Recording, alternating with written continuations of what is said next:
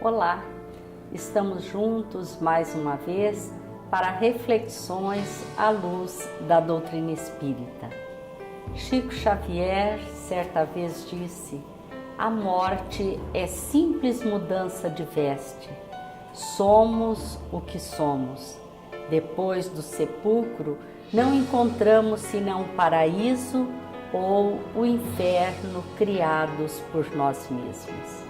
É sobre a morte ou a vida que vamos falar hoje.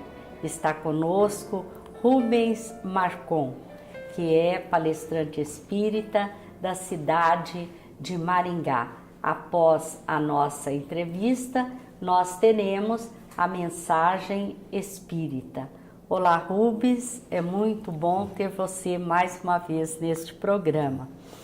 O que é e como se dá a morte na visão espírita?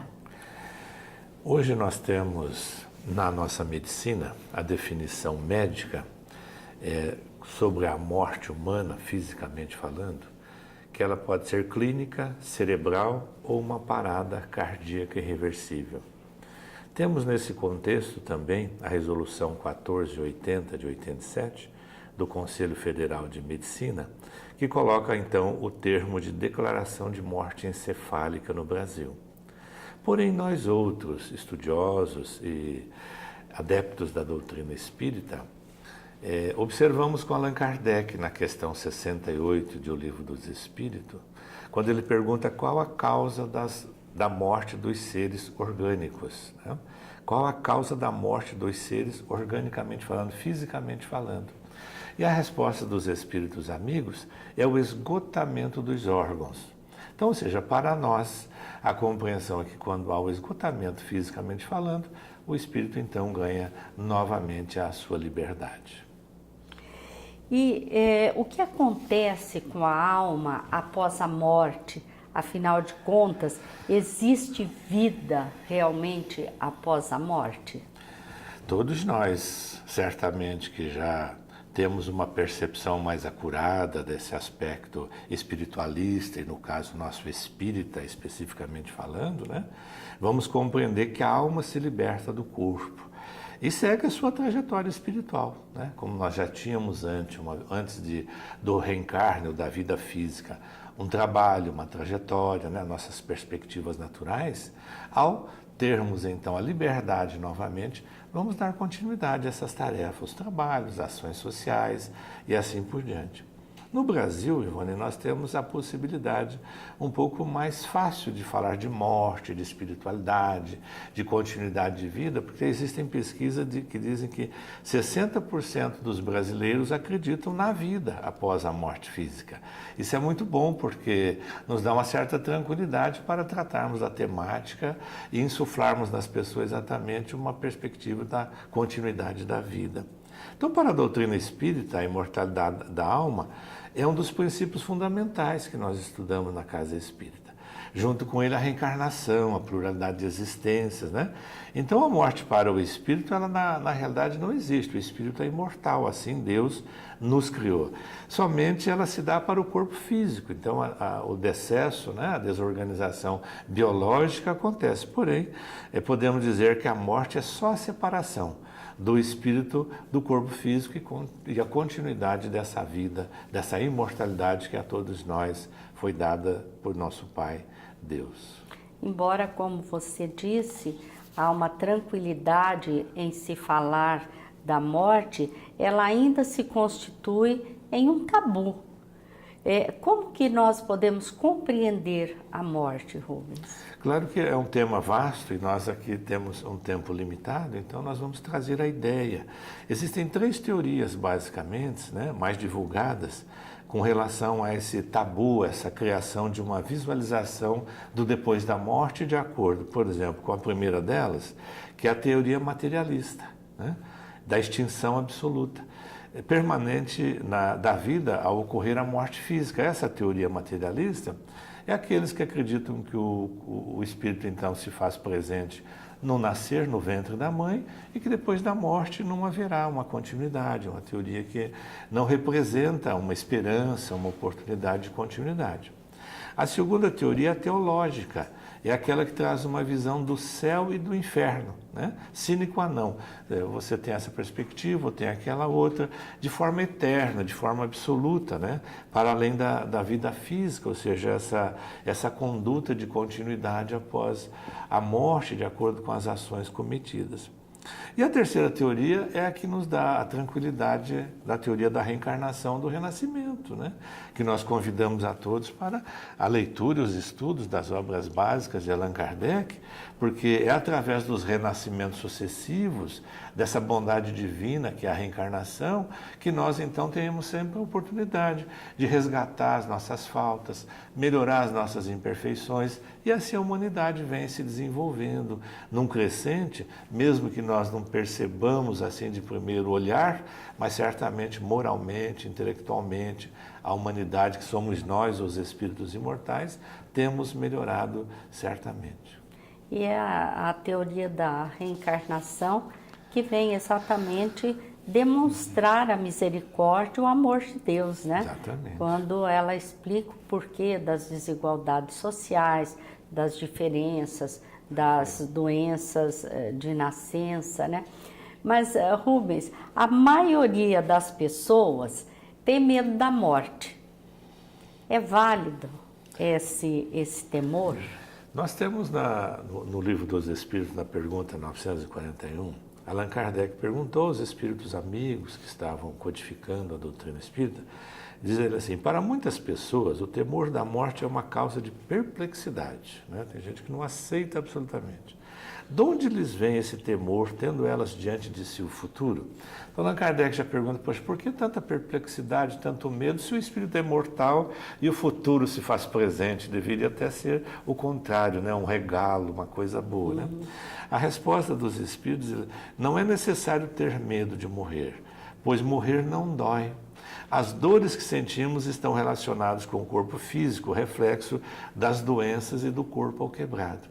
Então eu percebo que nessa resposta há sempre um medo de que morrer é doloroso, né? Na realidade, eles nos colocam: não, a dor é física. Se nós estamos tendo uma problemática orgânica, certamente há sim necessidade da medicação, do amparo, porém o desligamento do espírito do corpo físico, isso não tem dor. É a bondade divina nos assistindo, até mesmo nesse retorno que nós efetuamos ao plano espiritual. Na verdade, existe uma insegurança muito grande, né? Essa dúvida, o que é que vai acontecer depois? Sim. Na realidade é isso, né? Sim. E o Espiritismo, ele é muito pródigo nessa questão, né? Pois que ele nos traz, inclusive, exemplos daqueles que vêm nos contar como se encontraram no plano espiritual, né? É fato. E isso nos dá também muita responsabilidade, não é, Rubens? Sim. Ô, Rubens, e o que é que traz esse temor da morte? Nós já nos referimos ao desconhecimento, né? Mas eu gostaria que você enfatizasse, aprofundasse um pouco mais essa questão. Um aspecto relevante, Ivone, é a educação que nós recebemos nessa questão da morte, ou seja, é muito insuflado nas pessoas o pecado mortal e, consequentemente, esse céu, esse inferno, essa condição de sofrimento após a morte física e uma continuidade, sem uma esperança, sem uma perspectiva de que nós tenhamos um termo, um final desse nosso sofrimento. E como todos nós, certamente, nos percebemos como ainda almas sofredoras, almas ainda imperfeitas, cometemos muitos erros, objetivamente falando, com conhecimento, algumas vezes até sem conhecimento realmente do fato que estamos realizando, nós temos medo, certamente, de quando morrermos, sermos então punidos pelo Criador, termos uma vida de sofrimento eterno, né? Isso também vem, Ivone, do materialismo exagerado que a nossa sociedade ainda convive. Se nós tivermos a oportunidade de ler o Livro dos Espíritos, ali logo na introdução, Allan Kardec coloca que o Espiritismo tem o objetivo de combater o materialismo. Por quê? É tirar essa ideia de que nós fiquemos vinculados às coisas da matéria que ficam no mundo físico e que adicionemos nas nossas almas os valores que serão agregados para a eternidade. Ou seja, o conhecimento vai se fazendo de uma forma que nós vamos desenvolvendo o nosso sentido moral. Ou seja, diminuindo os vícios, o egoísmo, o orgulho, que ainda é tão preponderante na nossa sociedade, e vamos desenvolvendo a fraternidade, o bem-querer, o respeito, e assim sucessivamente. Então, aí nós vamos quebrando esse paradigma de que morrer dói, de que nada existe, que nós vamos ter um inferno eterno, e vamos compreendendo que a bondade divina vai sempre nos amparar e sempre nos assistir. E qual é a contribuição do Espiritismo no que refere ao entendimento do que é a morte? Eu até já me antecipei, lembrando Allan Kardec, o Livro dos Espíritos, né? Mas veio dar um novo conceito a partir de 1857, com o advento de O Livro dos Espíritos, né? Allan Kardec veio quebrar esse paradigma de céu e inferno, veio demonstrar exatamente que essas questões de região, que realmente nós ficaríamos presos a esta ou aquela região em beatitude eterna, ou em sofrimento eterno, né? Não, ele veio exatamente demonstrar que nós podemos estar em um local muito aprazível e estarmos com uma efervescência íntima, interna, ou seja, o nosso bem-estar não se faz presente. Como nós podemos estar num campo de batalhas, onde existem muitas dores e sofrimentos, e podemos estar numa paz muito grande, auxiliando, contribuindo, ajudando. Então ele veio demonstrar que o céu, o inferno, esse bem-estar ou esse mal-estar não é localizado, ele é íntimo de cada um de nós. Nós desenvolvemos essa competência de acordo com as nossas ações. Quando caminhamos pelo caminho reto, pelo caminho do bem, estamos serenos, tranquilos, já aqui na vida presente. Mas quando estamos ainda fadados ao crime, às violências, às brutalidades, certamente nós temos muita dificuldade de termos harmonia já agora. Se você me permite, eu vou lembrar um autor espírita chamado Leon Denis, né? Muito acertado o pensamento de Denis. Ele ensina assim que nós deveríamos chorar na reencarnação, chorar no nascimento e rirmos na desencarnação, rirmos na morte, que é a libertação do espírito. Então nós temos o contrário. Volta a verdadeira vida, né? Exatamente. Então Leon Denis retrata exatamente o contrário que nós fazemos, né? Alegria certo. Na vinda, muito choro na volta, né? Devemos ter alegria nos dois momentos, essa que é a verdade, né? Certo. E recomendamos também o livro O Céu e o Inferno, exatamente. Que é uma das obras básicas do Espiritismo. Sim. Agora, um aspecto que é de interesse de todos, eu tenho certeza, né? Após a morte, nós nos reencontraremos ou encontraremos com os nossos entes amados que nos precederam no além-túmulo? Nós, os espíritas, temos certeza, né? Temos certeza. Porque Allan Kardec esgotou essa temática, não esgotou, mas trouxe exaustivamente essa temática, não só no Livro dos Espíritos, como em toda a codificação. Mas nós deveríamos observar dois aspectos, pelo menos. Como nós somos espíritos imortais, então, queiramos ou não, nós não morreremos.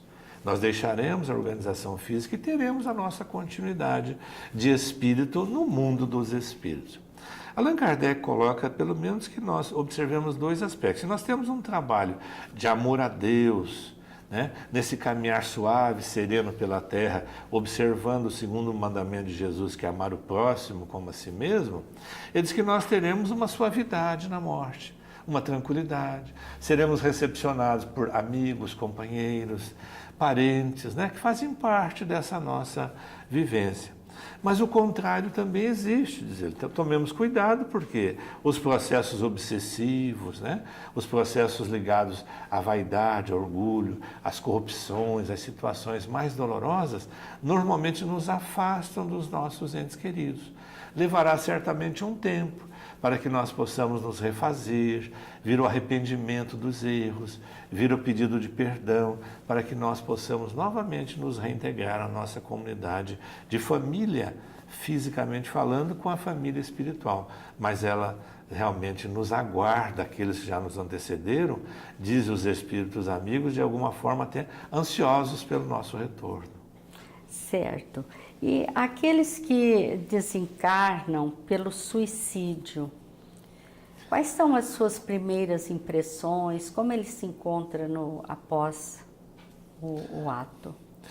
Mais uma vez, nós convidamos aqueles que estão nos vendo e ouvindo para que se integre a doutrina espírita. Existem, além da codificação, obras maravilhosas que nos retratam exatamente o que aconteceu àqueles que abruptamente, de uma forma ou de outra, tiraram a sua própria vida.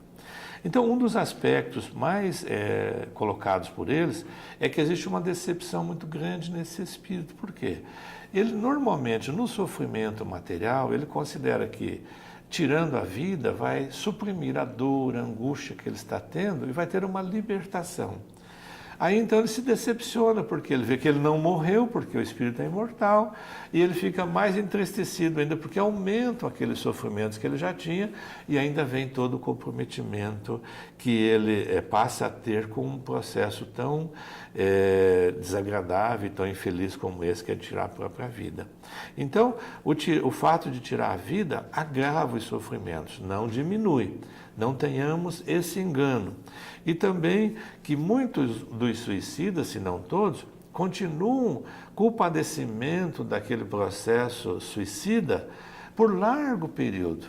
Muitas vezes colocam alguns espíritos até mesmo do tempo que existiria a vida física, para que então se suprima aquela dor e ele possa ser atendido como nós somos atendidos aqui nos nossos hospitais terrenos, também no hospital espiritual, para sanar o seu processo de dor e de sofrimento. Então, ganhemos sempre a vida como uma bênção divina e preservemos, jamais pensar em retirar a vida por qualquer ação, qualquer forma.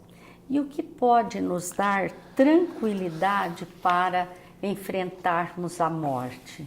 Aqui onde entra o aspecto que a doutrina espírita é farta em nos proporcionar sustentação no aspecto da compreensão da lei divina, de Deus e da justiça divina. A reencarnação é exatamente um caminho dessa compreensão. Por quê? Porque nada é eterno, nem o sofrimento ele está conosco ou em nós que não tem uma razão anterior. Nós também temos a compreensão da lei de causa e efeito, que ela é fundamental, que todo sofrimento, toda dificuldade que nós carregamos, normalmente são processos advindos de um momento anterior, e que nós temos que passar por momentos de dificuldade, que é de aprendizado, de fortalecimento, de uma forma que vai nos deixar mais leves, mais serenos para a continuidade da vida.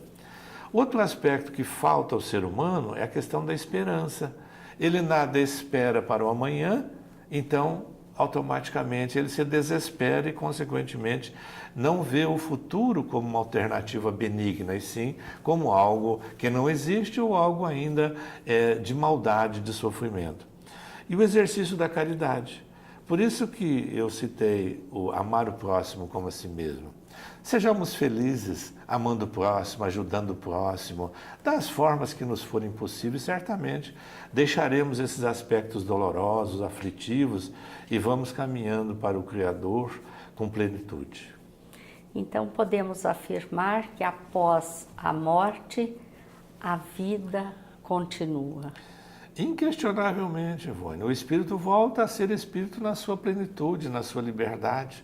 Enquanto estamos no corpo físico, existem limitações pela matéria orgânica, mas após, volta ao mundo dos espíritos, de onde se apartaram momentaneamente, a vida é rapidinha, né? Nós só olhamos a vida como eterna quando há um sofrimento, há uma angústia, mas nós voltamos e a alma leva desse mundo exatamente os frutos, o trabalho que ela desenvolveu. Rubens, nós agradecemos a sua participação no programa de hoje e lembramos mais uma vez Chico Xavier quando ele disse: gostaria de dizer para você que viva como quem sabe que vai morrer um dia e que morra como quem soube viver direito. Fiquemos agora com a mensagem do Momento Espírita, que é uma produção da Federação Espírita do Paraná. Muita paz a todos. Certa vez, um espírito sublime deixou as estrelas. Revestiu-se de um corpo humano e veio habitar entre os homens. Porque fosse um exímio artista plástico, habituado a modelar as formas celestes, compondo astros e globos planetários, tomou da madeira bruta e deu-lhe formas úteis. Durante anos, de suas mãos, brotaram mesas e bancos, onde amigos e irmãos se assentavam para repartir o pão. Para receber os seus corpos cansados ao final do dia, ele preparou camas confortáveis. E porque amasse a todos os seres viventes, não esqueceu de providenciar coxos e manjedouras, onde os animais pudessem vencer a fome. Porque fosse artista de outras artes, certo dia deixou as ferramentas com que moldava a madeira e partiu pelas estradas poeirentas. Tomou do alaúde natural de um lago em Genezaré e ali teceu as mais belas canções. Seu canto atraía crianças, velhos e moços. Vinham de todas as bandas. A entonação de sua voz calava o choro dos bebês, e as dores arrefeciam nos corações das viúvas e dos desamparados. As harmonias que compunha tinham o condão de secar lágrimas e sensibilizar corações endurecidos. Como soubesse compor poemas de rara beleza, subiu a um monte e derramou versos de bem-aventuranças que enalteciam a misericórdia, a justiça e o perdão. Porque sua sensibilidade se compadecia das dores da multidão, multiplicou pães e peixes, saciando-lhe a fome física. Delicado na postura, gentil no falar, por onde passava, deixava impregnado o perfume de sua presença. Possuía tanto amor que o exalava de si aos que o rodeassem. Uma pobre mulher enferma tocou-lhe a barra do manto e recebeu os fluidos curadores que lhe restituíram a saúde. Dócil como um cordeiro, abraçou crianças, colocou-as em seus joelhos e lhes falou do Pai que está nos céus, que veste a erva do campo e providencia alimento às aves cantantes.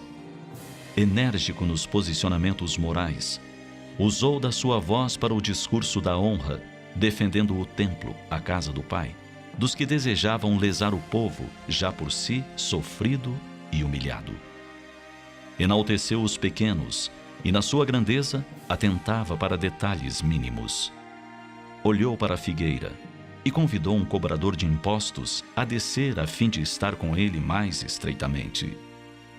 Acreditavam que ele tomaria um trono terrestre e governaria por anos com justiça. Ele preferiu penetrar os corações dos homens e viver na sua intimidade, para que eles usufruíssem de paz e a tivessem em abundância. Seu nome é Jesus, o amigo divino que permanece de braços abertos, declamando os versos do seu poema de amor. Vinde a mim, vós todos que estáis aflitos e sobrecarregados, e eu vos aliviarei.